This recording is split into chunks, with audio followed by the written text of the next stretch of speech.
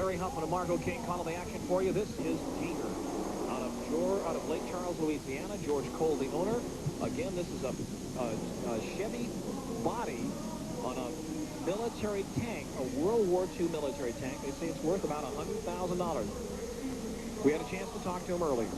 Always a crowd favorite at the monster truck events are the tank trucks. With me is George Spanky Cole, owner and driver of the Gator tank truck.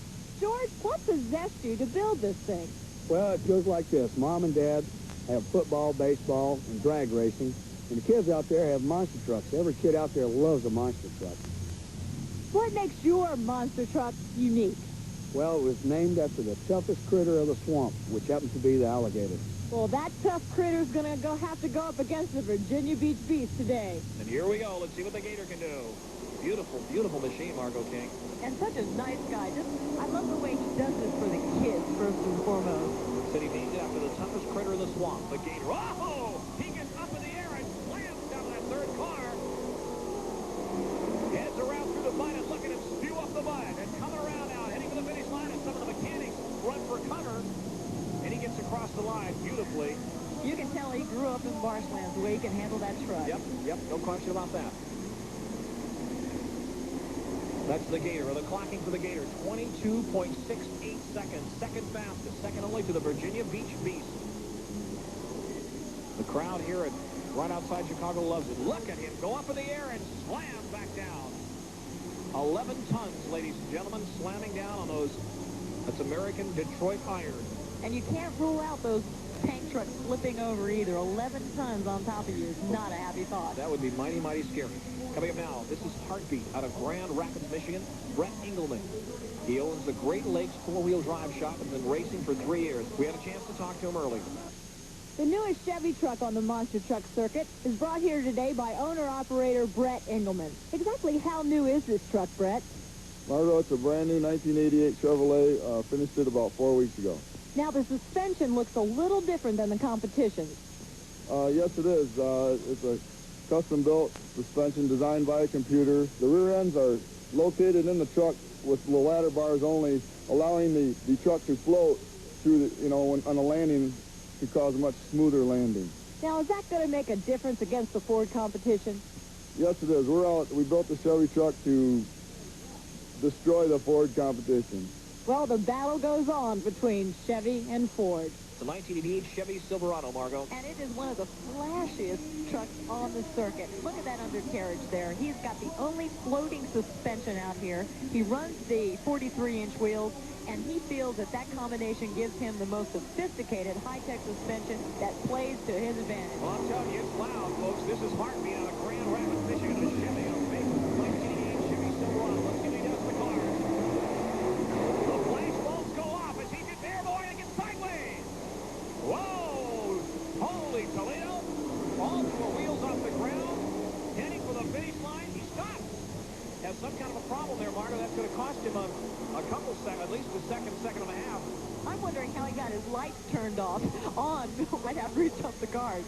Heartbeat, Michigan. He waves to the crowd, takes the accolades of the crowd. 24.34 seconds. I believe that is just about fourth fastest. We look back at it. Look, his headlights look off at that point.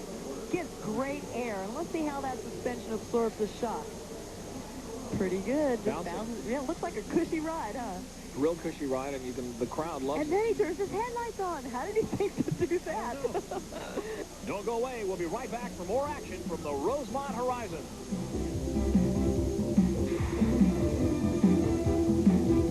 Monster Truck Madness, and this is round 2, and this is showtime. It was 7th fastest, 31.15 seconds. The first truck out in the first round. He had some problems, Margo, and I think maybe it may be a little easier for him now. You bet. The more time he gets on that motor, the more time it gets to get up to temperature, cool back down just a little bit, loosens it up. And also the cars have been flattened quite a bit by the other cars and killer tanks. Here we go, showtime out of Detroit, Michigan.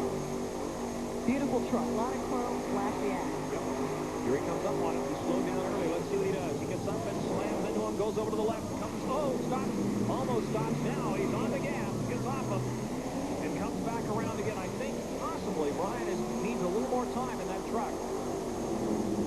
Gets on the gas. All sold-out crowd here at the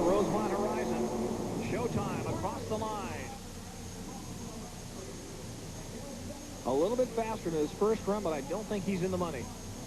Some of the guys are having trouble with that rear steering because of the coldness. Look again at it. Here's the problem. He gets up there in the air and then starts to veer over to the left, and that's where he kind of hesitates, right there. See? Both the left wheels are off the cars completely. Now he gets straightened back up again and comes across. We'll get the clocking. Actually slower than before, 31.25 seconds for the Showtime Ford. This is Kodiak out of Wauwatosa, Wisconsin. Mark Blendler, the owner-driver. An 87 GMC Sierra Classic monster truck. He may make his living by driving a monster truck now, but he said he did a lot of welding to make that money to pay for that thing, and he even got a loan from the bank. He comes over and like he is not taking prisoners. Well, I'm telling you, this guy is on the gas. Comes right around up against, almost gets to the wall, spins around, and now puts the pedal to the metal. He definitely took the long way around that far-in turn. Boy, whoa! up in the mud also, and that could be a problem. I think he decided to take a shortcut because he took the long cut earlier. Crowd likes it anyway. Kodiak out of Wauwatosa, Wisconsin. And the clocking, 23:16. 23.16 seconds for the Kodiak there. Shave some flags off of your time. Here's a look back at it. It's straight up and down. You can see the flash bulbs go off. The crowd loves this. They come out to see these monster trucks and look at them flatten the cars. Bouncing up and down like a basketball. He likes to run those shorter tires, too. You can run less air in them, get better traction, and it works. This is the Crimson Crusher monster truck. Dale and Brenda Hancock out of Evansville, Indiana. And Brenda says Dale was nuts for putting so much into the vehicle. He begged, borrowed, and stole to get the initial $50,000 to get this monster truck off the ground. And this is a family effort. 3 months ago, Brenda had her second child while they were on the road with the truck.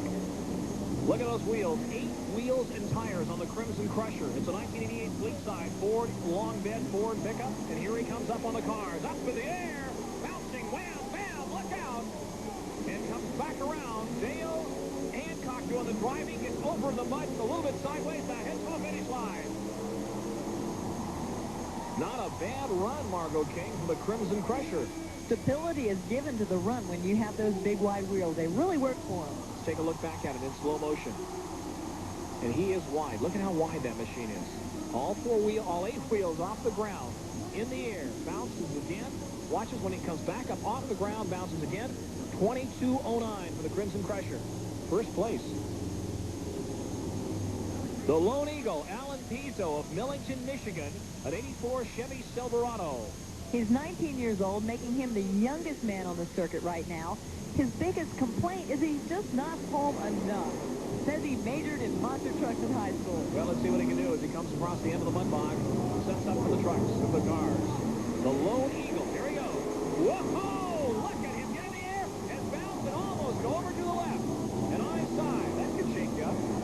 That could shake up your ancestors. Or preventing you from having any more ancestors. Right, or relatives. Gets on the gas. Heads across that line. The Lone Eagle, Millington, Michigan. Here's a look at it. 11.5 feet high.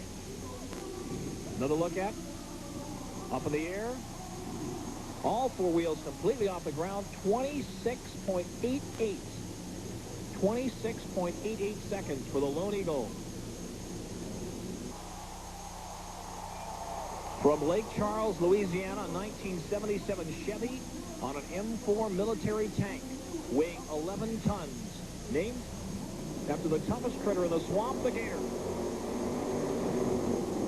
Top speed is 60 miles an hour on the road, believe it or not.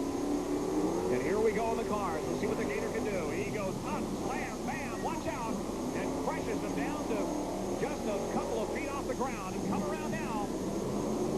The final turn and heading to the finish line, the gator. And his truck is deceiving. The motor is in the rear. The drive axle is in the front. It's just like a truck turned around on top of those tracks. Here's a look back at the gator, gobbling up the cars. Oh, whoa. The clocking, 21.31 seconds.